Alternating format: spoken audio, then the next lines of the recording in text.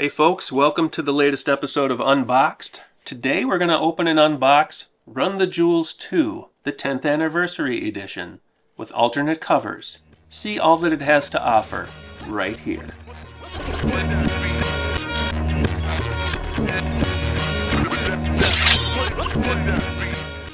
Hey folks, I'm Rob, and this is Unboxed. Don't forget to like, comment, and subscribe.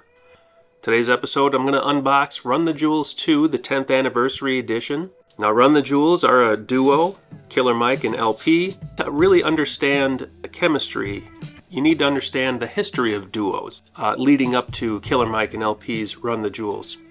You got Batman and Robin. I am a little hungry. Of course, Robin. Even crime fighters must eat. And especially you. You're a growing boy and you need your nutrition. Hamburgers, medium rare. Now, duos typically need each other. Michael Jordan needed Scottie Pippen. Or did Scottie Pippen need Michael Jordan? Ace and Gary, who were the best crime fighters of all of TV Funhouse on SNL. Can't keep this up, lifetime companion. Let's go for the break. Work it, Ace! Thelma and Louise.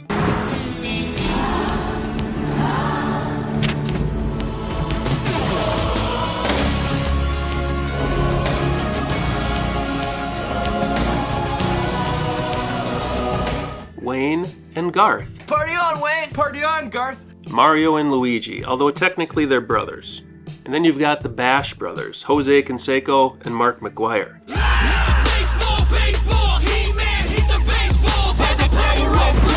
Who hit a combined 617 steroid-filled home runs for the Oakland A's. Bash it out. So who are Run the Jewels? No, it's not the literal sense of running with people named Jewel like the singer Jewel. Run the Jewels means the pistol in the fist, which is their iconic logo, which you'll soon see. Literally means, sticking up people for their jewels. Give me all your money. All I wanted was a Pepsi. Right? Run the Jewels, abbreviated as RTJ, are Killer Mike, an Atlanta-based rapper, and LP, a Brooklyn-based producer, rapper, and combined make Run the Jewels. Their debut album came out in 2013, called Run the Jewels, by Run the Jewels, and the first track on the album is Run the Jewels. So both of these artists are very well established on their own before, even during Run the Jewels. So Run the Jewels formed in 2013 when they released their first album, but they've been releasing their own projects on the side since then. Killer Mike's album Michael in 2024 won 3 Grammys. LP, on the other hand, is a very successful producer, rapper, independent artist on his own, famously the CEO of Def Jux, Definitive Jux Records, and has one of the most iconic independent releases, I'll Sleep When You're Dead. Definitely worth checking out, as well as Killer Mike's Michael album. So yes, both of these guys are successful independently, but coming together to form Run the Jewels make magic. Chemistry is there, and continue to slay as Run the Jewels. So before we get into opening this album, we got to talk about some very important factors about this. So Run the Jewels 2 came out in October of 2014, but to really understand this era of Run the Jewels, you need to learn about Meow the Jewels.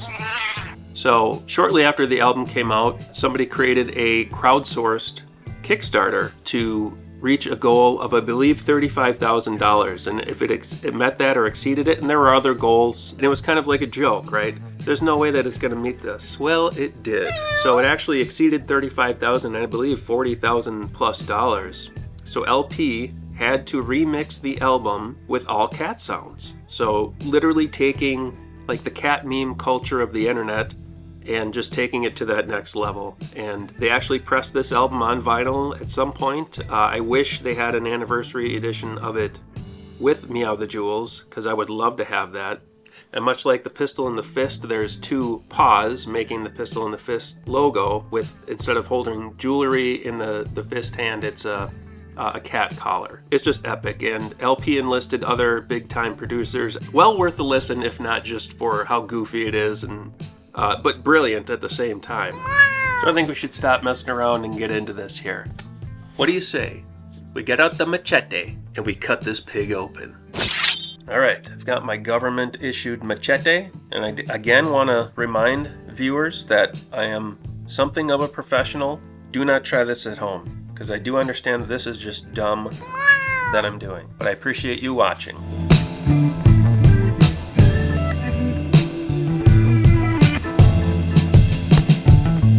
So there's RTJ2.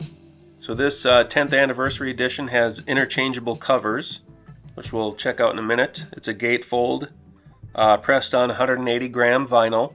Has interchangeable covers, as you can see, so you can remove the zombie, pistol and fist, and I'm guessing this is, okay. So there we go, we can change the cover here. That's pretty cool. So let's take a look at the discs. These are 180 gram weight pressed vinyl. So they say that that's a higher quality, but again, I'm no audiophile. I'm just basically a collector. I listen to a majority of my albums on streaming, and I know that that is like, certainly no audiophile would listen to Apple Music or Spotify streaming, you know. So 3, 4, side 3, side 4.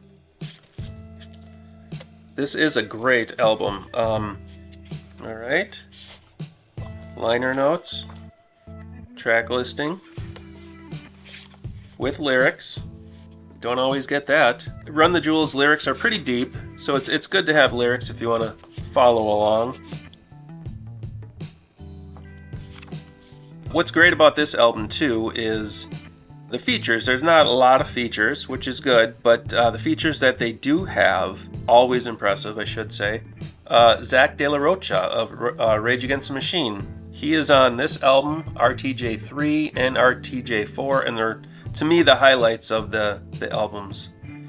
Because he just doesn't do features on a lot of albums. So it's good to see him come out and, of course, Run the Jewels famously were on the Rage Against the Machine tour, public service announcement tour, which really got messed up with COVID in 2021, I believe.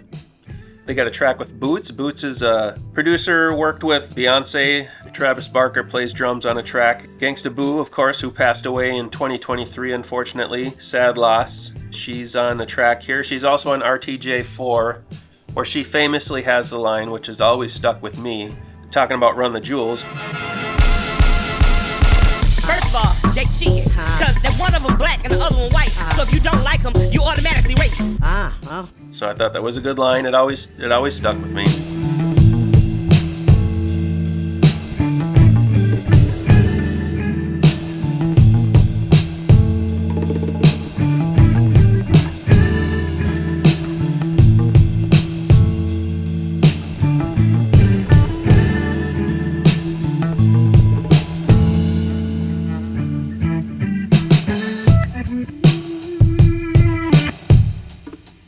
Thanks for checking out the video. Please like, comment, subscribe. Give me any feedback. I love the feedback, positive or negative. Let me know if you're a Run the Jewels fan. Where would you put RTJ2 in the ranking of all the Run the Jewels albums?